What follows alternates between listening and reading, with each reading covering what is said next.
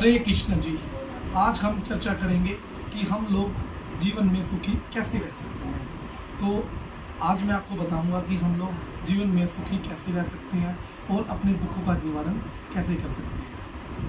आज हम आपको बताएंगे कि जीवन के मूल 5 सिद्धांत जिससे आप खुश रह सकते हैं। सबसे पहले तो हमें ये जानना होगा कि हमारे परमपिता कौन है। जो हम सारे के सारे जो हम लोग जीव हैं, हमारे परमपिता भगवान श्री कृष्ण हैं। और भगवान श्री कृष्ण गीता जी के 14वें अध्याय के 4थे श्लोक में कहते हैं, सर्व योनेषु कौन्तेय अहम बीज प्रदाता, कि मैं सभी योनियों का बीज प्रदाता हूँ, अर्थात मैं पिता हूँ। यहाँ तक कि ब्रह्म संहिता में ब्रह्मा जी कहते हैं कि ईश्वर परम कृष्ण सच्चिदानंद विग्रह अनादि राधि गोविंद सर्व कारण कारणम, कि जो कृष्ण है वो परम ईश्वर है, परम नियंता है, अर्थात वो सभी कारणों के कारण है।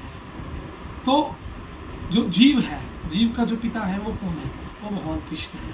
और जब हम लोग भगवान को भूल जाते हैं तो हम दुखी रहते हैं। तो मैं आपको एक अच्छा एग्जांपल देता हूँ कि एक बार एक बच्चा होता है, वो अपने पिता के साथ मेले में जा रहा होता है, किसी फेयर में गया होता है, तो वहाँ बहुत खुश होता है, वहाँ वो झूला झूलता है, खिलौने लेता है। लेकिन एक कदम उसके हाथ से उसके पिताजी का हाथ छूट जाता है। तो वो क्या करता है? वो बहुत निराश हो जाता है, दुखी हो जाता है और वो रोने लगता है। क्यों? क्योंकि उसके पिता का साथ उससे छूट गया। लेकिन थोड़ी बहुत देर में कोई एक आदमी उसके पास आता है और उसको उसके पिता से मिला देता है। तो फिर वो क्या करता है? फिर वो उसी प्रकार पहले की तरह खुश हो जाता है। तो हम लोग इस भौतिक संसार में हमारे माँ बाप हैं, लेकिन जो हमारे एक्चुअल पिता हैं, जो हमारे पिता हैं, वो भगवान श्री कृष्ण हैं। तो सबसे पहला पॉइंट कि हम लोग ये भूल जाते हैं कि भगवान कृष्ण हमारे पिता हैं।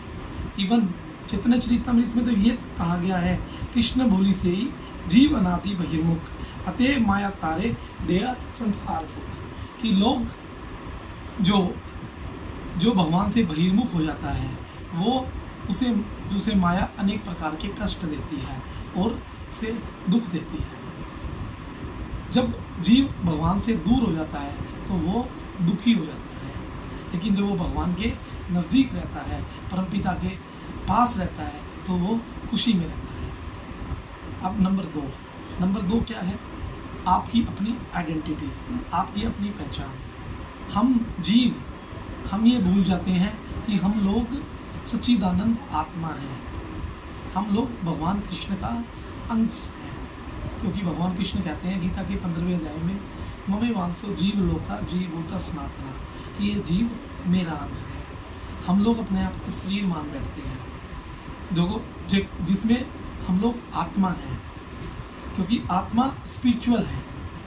जब आपने देखा होगा कि जब हमें कोई बुरा बोलता है, कुछ बोलता है, हम उसके सामने वो कह तो शरीर को ही रहा है, आत्मा को थोड़ी कह रहा है, लेकिन हम लोग क्या करते हैं?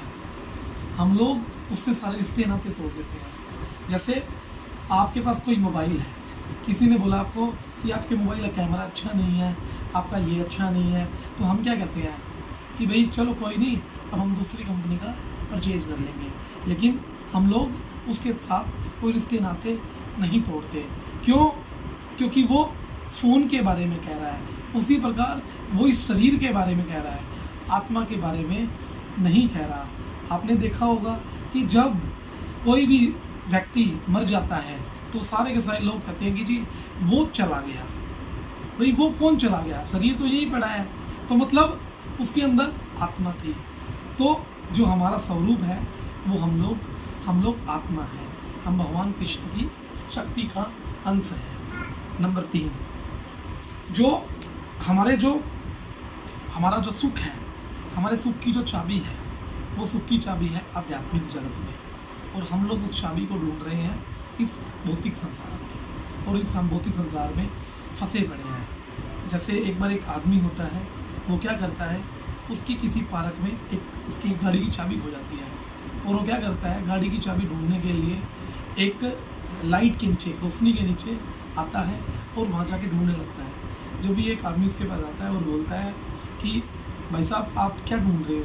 तो वो कहता है कि मेरी चाबी थी वो पार्क में खो गई थी। तो वो उससे कहता है कि फिर भाई साहब आप यहाँ क्या कर रहे हो? उसी प्रकार ये संसार के चकाचौंध, जैसे मूवी थिएटर्स हैं, हमारे भोग विलास की वस्तुएं हैं, ये सब हमें चकाचौंध करके हमें अपनी तरफ आकर्षित तो करती हैं, लेकिन एक्चुअल में जो हमारी खुशी है वो आध्यात्मिक जगत में है। और देखो, आपने देखा होगा जब आप मंदिर में जाते हो, है ना, जब आप कोई शास्त्र पढ़ते हो या आप किसी गुरु वैष्णव से मिलते हो, तो आपका मन बिल्कुल विचलित नहीं होता और आप सुखी महसूस करते हो अपने आप को। तो हमारा जो वास्तविक जो सुख है इस संसार में नहीं है, वो आध्यात्मिक जगत में है। नंबर 4, अगर हम लोग जो अनरीजनेबल एक्सपेक्टेशंस हैं, जो हम लोगों ने खाम खाई की अपने जीवन में इच्छाएं पाल रखी है, वो हमें ज़्यादा पालनी नहीं चाहिए। हमारे शिला गुरुदेव भक्ति प्रसाद विष्णु महाराज जी, श्री चैतन्य महाप्रभु गौड़िया मठ के संस्थापक आचार्य कहते हैं कि हमें गधे की तरह काम नहीं करना चाहिए, क्योंकि जब हमारे जीवन में अनावश्यक रूप से जो ये इच्छाएं आती हैं वो क्या करती हैं, उसके लिए हम दिन प्रतिदिन गधे की तरह काम करते हैं और करते करते एक दिन हम लोग ये शरीर छोड़ देते हैं। तो ये जीवन में जो अनावश्यक वस्तु है इसका कोई फ़ायदा नहीं है, हमें ऐसी इच्छाएं नहीं रखनी चाहिए। आपने देखा होगा कि जब पहले के ज़माने में लोगों के पास स्कूटर मोटरसाइकिल कुछ नहीं होता था, लेकिन फिर भी लोग सुखी रहते थे।